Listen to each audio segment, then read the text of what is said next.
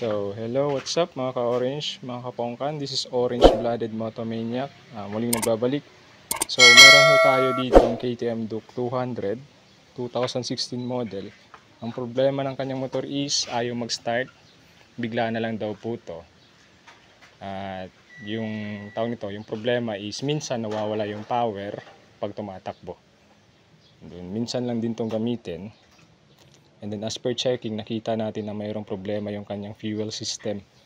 So, nilagyan ko siya ng regulator dito para malaman natin yung pressure ng kanyang fuel pump. And then wala tayong nare-read na tawag nito, na PSI or bar dito.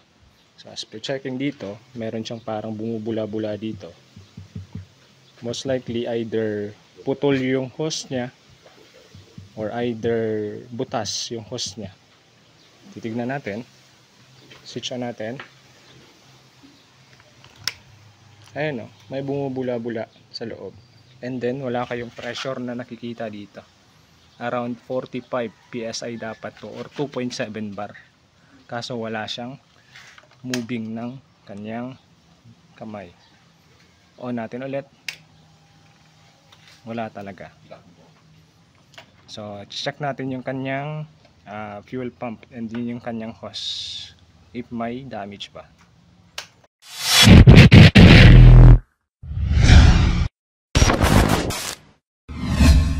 Bali natanggal ko na yung kanyang fuel pump. Nakita natin na merong crack yung kanyang hose. Ayan o, ito, yan yung cause ng bula-bula. And then ayaw tumigil ng fuel na lumabas dito sa hose kasi dito na dumadaan sa butas na yan. Ito yung butas, yan yung butas niya. Yan. Balitan lang natin to ng hose and then try ulit natin na paandarin. And then kung meron ng pressure na makikita sa fuel regulator. So nabalik na namin yung tangke, pinalitan na namin ng hose. So titignan natin ngayon kung meron na bang pressure na nagpapakita dito sa ating regulator. So try natin. Switch on. Wala pa. Ayan na, nagmo-move na yung ating regulator. Isa pa. Yun.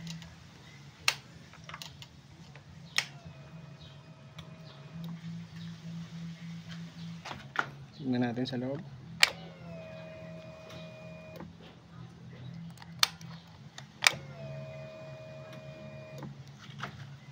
Try natin kung mag-start.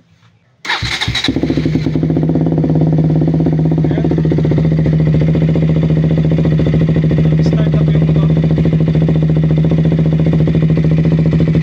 40 PSI. Steady na siya, 40 PSI.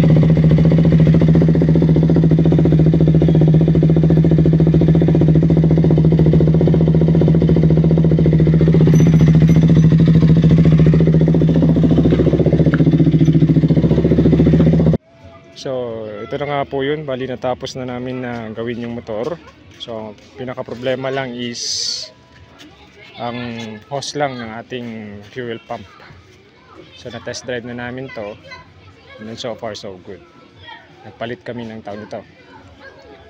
Nag-change na rin kami dito, palit ng polarizer film sa kanyang panel and then ready to uwi na to. Galing pa silang Cotabato sila sir. So try natin paanda rin.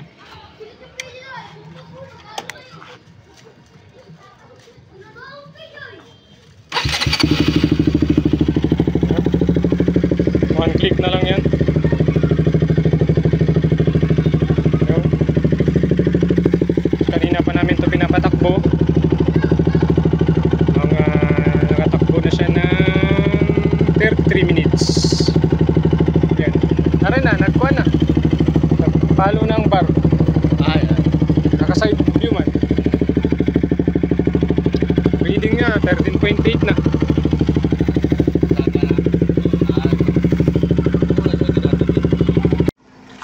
So, yun na nga po. Bali, uwi na sila. natapos ko na yung motor. So, uwi pa sila ng Cotabato. So, ito yung mga may-ari. Yes, sir. Ay. So, ayan, uuwi na sila. Next time na naman. Bye.